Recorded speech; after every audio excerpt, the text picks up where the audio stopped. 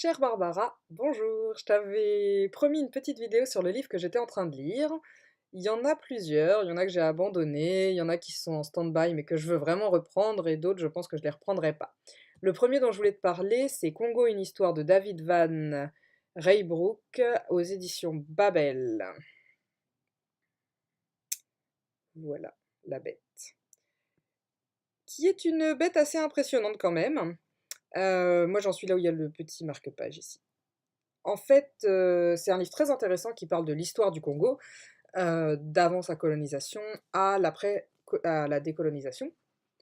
C'est très aride pour moi, c'est très compliqué, je connais pas du tout le Congo, je suis pas du tout, au fait, comme je suis pas de culture, belge, j'ai pas non plus cette culture-là avec moi, donc j'ai laissé tomber parce que c'était vraiment, très compliqué, même si à côté de ça, c'était vachement intéressant aussi de savoir quelles ressources étaient pillées et quelles ressources étaient utilisées et comment, la colonisation fonctionne avec, hem, avec les points stratégiques où ils installent, des échanges et cetera. Enfin, c'est vraiment très intéressant et comment les, Belges ont eu besoin des locaux, en fait, pour s'installer et pour, prendre des ressources. Voilà, donc celui-là, c'est un peu un regret de ma part, mais j'ai toujours du mal à lire des livres qui ne soient pas des romans, donc ça m'étonne pas trop et d'ailleurs mon père m'a offert un livre qui n'est pas un roman, que j'ai commencé et que je veux absolument finir, mais j'ai un peu de mal, qui s'appelle Les consolations de la philosophie d'Alain de Botton.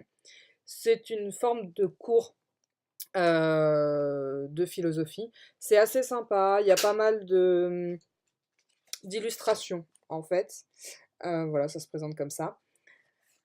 Moi j'ai un peu de mal à entrer pour le moment dans le style littéraire et dans l'histoire enfin, c'est pas une histoire, et dans la philosophie en tant que telle, mais je sais que c'est un de mes défauts et pour celui-là qui est beaucoup plus fin, je compte m'y atteler de ce pas.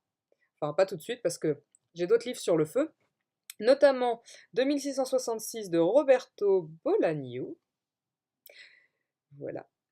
Alors ça, c'est un roman qui est aussi assez imposant, comme tu vois. Et c'est un roman génial, sauf que, en fait, là, tu vois, moi, j'en suis là, et en gros, jusque-là, c'était la présentation des personnages, et j'arrive tout juste au début de l'intrigue. Le meurtre a eu lieu. Enfin, on a entendu parler d'un meurtre, en tout cas. Donc, ce livre, qui m'a été recommandé après que je l'ai acheté, en fait, donc c'était assez rigolo, est traduit de l'espagnol, il est chilien comme livre. Et donc, c'est quatre personnes qui étudient un écrivain allemand.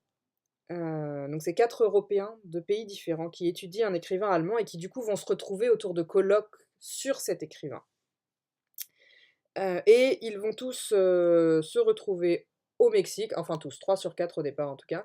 Ils vont tous se retrouver au Mexique à chercher les traces de cet écrivain qui n'a pas laissé, enfin qui est parti et sans laisser de traces justement, et donc c'est un gros souci et donc ils essayent de le retrouver ou au moins de trouver des traces de son passage, comme un peu un rite initiatique. C'est assez sympathique, sauf que voilà, il est très lourd et heu et il faut que je m'y remette parce que j'ai beaucoup aimé le début, mais j'ai abandonné face à la taille du livre, je pense, et puis face aussi au fait que ça démarre très lentement et qu'à un moment donné, moi, j'ai besoin que ça bouge un peu. Mais je ne perds pas espoir et je vais y arriver. En ce moment, réellement, je lis 2 livres à la fois, donc 2 livres que j'ai sur moi tout le temps.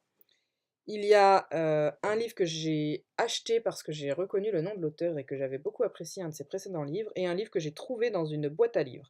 Donc le livre de la boîte à livres, c'est un consommable, hein, ça se lit très très vite, c'est L'Homme Chauve-souris, je l'ai commencé avant-hier je crois, et je l'aurai fini probablement demain.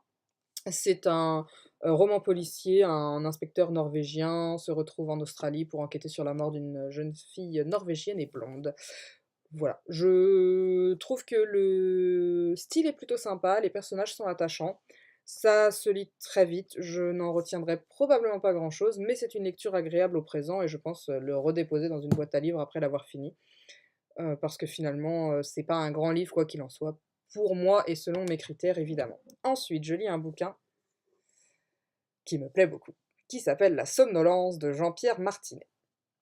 Ce livre, c'est en perception interne, dans la tête d'une femme sénile.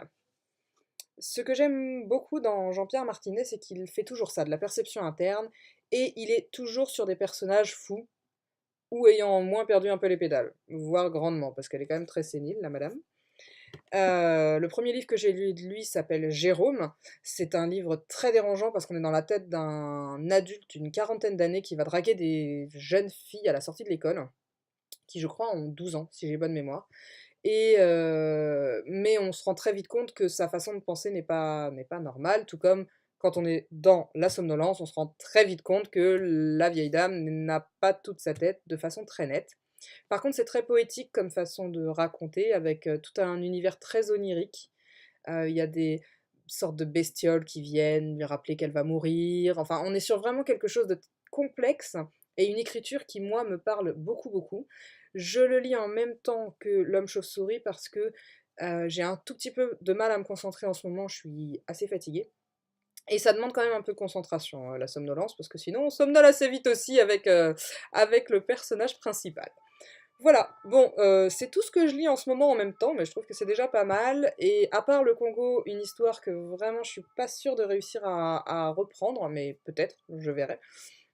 J'espère bien pouvoir les finir rapidement. Enfin, rapidement, non, pas trop rapidement quand même, mais les finir un jour. Voilà, et ben écoute, je te souhaite une excellente journée, et puis à très bientôt. Je t'embrasse, Barbara.